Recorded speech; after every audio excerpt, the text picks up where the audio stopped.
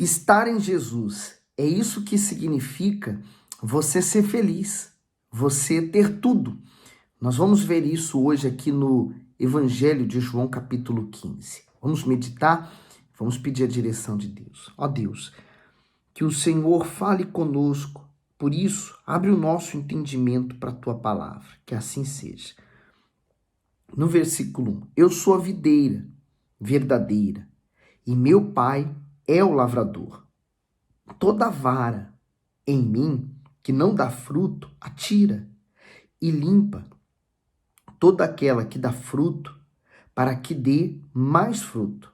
Vós já estáis limpo pela palavra que vos tenho falado. Então, o Senhor Jesus, ele é comparado a esse tronco, né, da videira. Então, o Senhor Deus Todo-Poderoso é o que cuida, é o que trata. E nós precisamos estar em Jesus. Estar em Jesus é ser um desses ramos que sai da videira, né? Que está ligado a Jesus. Então, para estar ligado a Jesus, tem que estar em obediência, né? Tem que estar de acordo. Eu já vi uma matéria, por exemplo, falando a respeito da laranjeira, né? Então, para que o pé de laranja venha dar frutos de ano a ano, é necessário que ele seja podado, tratado, para que ele venha dar muitos frutos. Porém, por exemplo, uma árvore que deu frutos e não foi retirado seus frutos, ele foi caindo ao chão, no próximo ano, essa mesma árvore vai produzir menos frutos. Então, os frutos precisam ser retirados dessa árvore para que ela possa produzir mais. Quer dizer, esse podar, esse tratar, isso tudo representa também na vida do ser humano. Deus permite, às vezes, certos problemas para que a gente permaneça firme na fé, para que nossa fé seja provada. Ele permite que nós enfrentemos lutas, que nós venhamos sofrer tentações, mas não cair na tentação, porque ele promete nos livrar dela. Então, tudo isso Deus permite, é Deus limpando, podando. Olha o 4. Estais em mim e eu em vós. Como a vara de si mesmo não pode dar frutos, se não estiver na videira, assim também vós, se não estiverdes em mim. Eu sou a videira, vós as varas. Quem está em mim e eu nele, esse dá muito fruto, porque sem mim nada podeis fazer. O Bispo Macedo diz assim: quem está em mim, estar unido ao Senhor Jesus, não significa ter vínculo com uma religião, participar de cultos, ser batizado nas águas ou seguir doutrinas, e sim render-se totalmente a Ele. É entregar a Deus a liberdade que nos foi concedida na criação para voluntariamente fazer aquilo que lhe agrada. É abrir mão das nossas vontades e não das nossas opiniões para fazer a vontade divina. O Senhor não procura e não se impressiona com conhecimento bíblico, eloquente e muito menos aparente religiosidade, mas tem prazer na sinceridade, na obediência e nas atitudes de fé. Sem mim. Pode parecer exagero o Senhor Jesus declarar que o homem não pode fazer nada sem ele, principalmente quando observamos as pessoas correrem de um lado para o outro com tantas atividades. Mas um segredo valioso é revelado nessas palavras. Na verdade, ele quis mostrar que, mesmo que alguém construa uma vida inteira sobre o próprio esforço, sem a presença de Deus, tudo não passará de ilusão, pois somente nele podemos nos apoiar e extrair forças para vivermos seguro. Por isso, e fato é, o ser humano vive muito, dando muita atenção, muita preocupação, colocando suas forças, tudo aqui neste mundo. E ele se preocupa pouco com a eternidade, quando ele deveria fazer o contrário. Aonde ele vai passar a eternidade, aonde ele deveria se preocupar mais, investir mais. Então, eu estando em Jesus, eu estou guardado, eu estou firme, eu estou protegido, né? E aí ele diz aí no 6, se alguém não estiver em mim, será lançado fora, como a vara, e secará, e os colhem e lançam no fogo e ardem. Se vós estiverdes em mim, e as minhas palavras estiverdes em vós, pedireis tudo o que quiseres, e vos será feito. Naturalmente, se eu estou em obediência, né? E você tem que pensar o seguinte: quando eu ando na obediência a Deus, eu estou em paz, eu estou tranquilo. É como, por exemplo, você tem alimentos que vão beneficiar a sua saúde e há alimentos que vão prejudicar a sua saúde. Normalmente os que prejudicam são os mais gostosos, que as pessoas gostam mais de comer. Mas você precisa comer os bons que vão trazer vitaminas, que vão ajudar o seu corpo. Então, assim é a palavra de Deus. Às vezes parece penoso, mas não é. Dá prazer. Quando você começa a obedecer e andar na disciplina da palavra de Deus, você vê a paz que você encontra. Por isso que ele diz, se estiverdes em mim, eu preciso estar nele. O 8. Nisto é glorificado meu Pai, que deis muito fruto, e assim sereis meus discípulos. Esse fruto é o fruto do Espírito. Você não pode confundir o fruto com uma vida que está dando certo, com bênçãos, com alegrias, com gozo, com paz, porque isso ilude, isso engana. Tem muita gente que pensa que a vida dela com Deus está indo bem porque ela pediu, alcançou, ela determinou, resolveu. Então ela pensa assim, eu estou bem com Deus. Mas quando vem os momentos de dificuldade, de lutas, de dor, de sofrimento, ela pensa, agora Deus não está comigo. Então ela entra numa preocupação. Então você não confunda o fruto com bênçãos. Bênçãos é uma coisa, fruto é outra. São os frutos do Espírito que se manifestam em nós, a longanimidade, a paz, o amor ao próximo, enfim, e etc. Ele diz no 9, como o Pai me amou, também eu vos amei a vós. Permanecei no meu amor. Se guardardes os meus mandamentos, permanecereis no meu amor, do mesmo modo que eu tenho guardado os mandamentos de meu Pai e permaneço no seu amor. Então, nós temos uma referência em Jesus para seguir. Jesus, então, seguiu toda a direção, toda a orientação, toda a palavra do Pai. E ele, então, se tornou perfeito. Nós podemos também olhar para Jesus e seguir os passos dele. Olha o 11.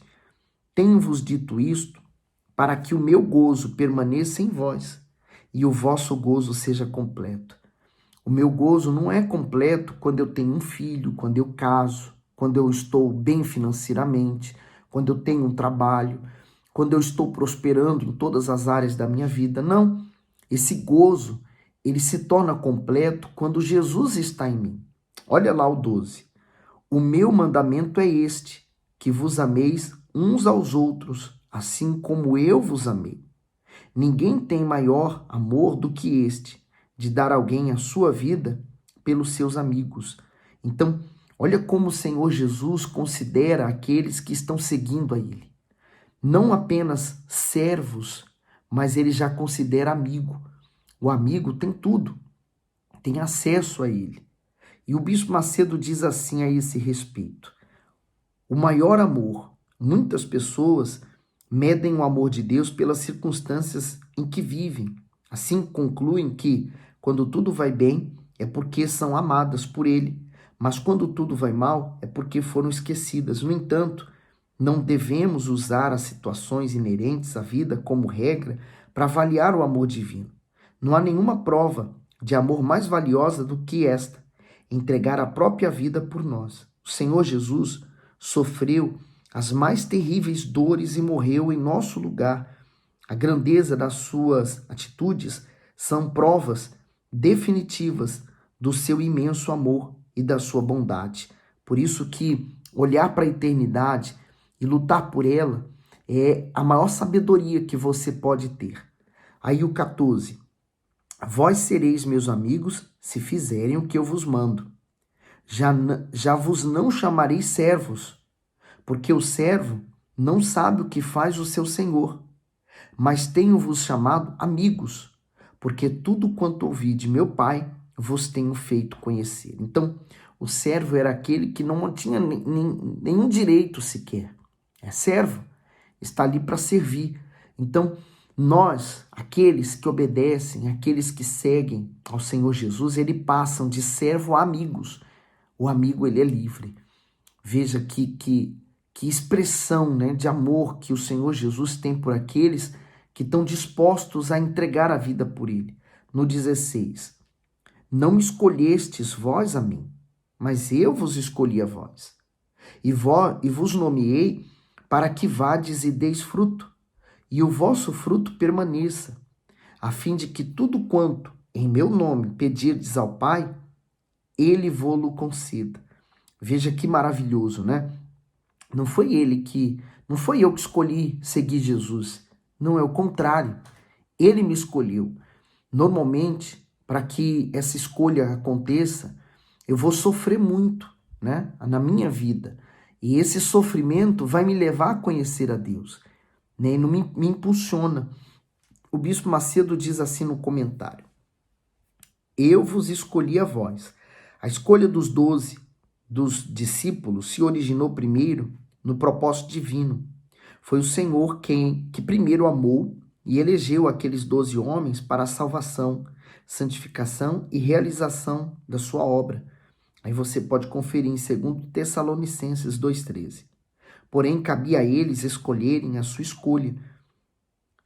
Isso mostra que a eleição do Altíssimo não exclui a capacidade de decisão do ser humano. Servir ao Altíssimo é um privilégio dado por ele e não um mérito pessoal. Por isso, os servos não devem se sentir orgulhosos no exercício da sua obra. O propósito divino é ver frutos em seus servos, começando pela obediência à sua palavra, seguindo seu ganho de almas para o seu reino. Esse é o 16, vamos ao 17.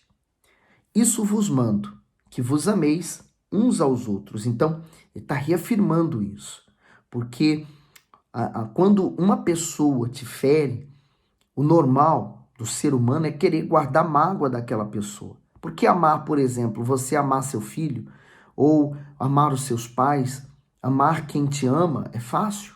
Amar os seus inimigos que é o difícil. E é esse nível que chega. Quando você decide abandonar os seus desejos, suas vontades, e você passa a amar até o seu próximo, como a si mesmo, aqueles que te ferem até. No 18, se o mundo vos odeia, sabei que primeiro do que a vós me odiou a mim. Entendeu agora? Quando eu falei que amar os seus inimigos faz parte do mandamento de Deus, tá aí ele falando, né? Se aqueles que estão no mundo, né, aquelas pessoas que não seguem Jesus me odeiam por causa da minha fé, o que eu devo fazer? Eu devo orar por elas, abençoar elas, porque infelizmente essas pessoas, elas vão ter um problema muito maior, porque mexendo comigo vai estar mexendo com Deus. No 19, se vós fosseis do mundo, o mundo amaria o que era seu, quer dizer, se eu fosse do mundo, ele me amaria. Mas porque não sois do mundo, antes eu vos escolhi do mundo, por isso é que o mundo vos odeia. Compreendeu? Por que somos tão perseguidos?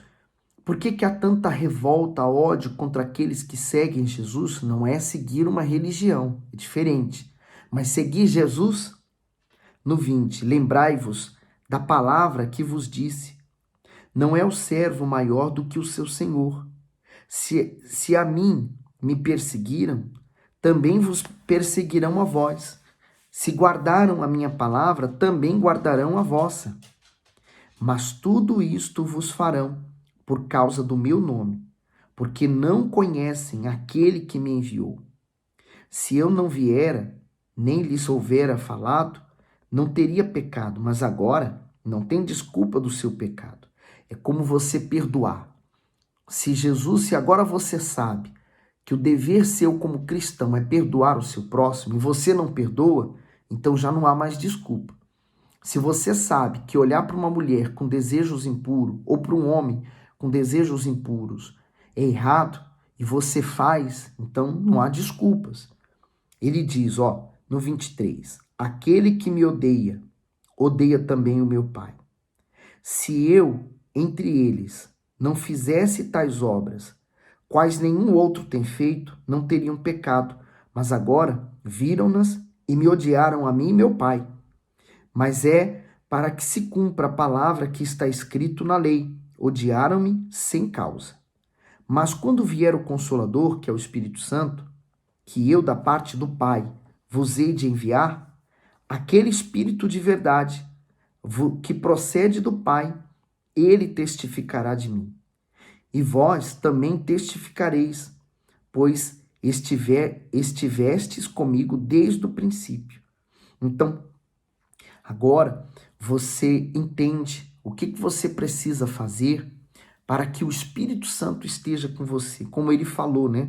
Quando vier o Consolador, quer dizer, o Espírito Santo, ele vai testificar. Por isso que aqueles que recebem o Espírito Santo, eles se tornam testemunhas do Senhor Jesus.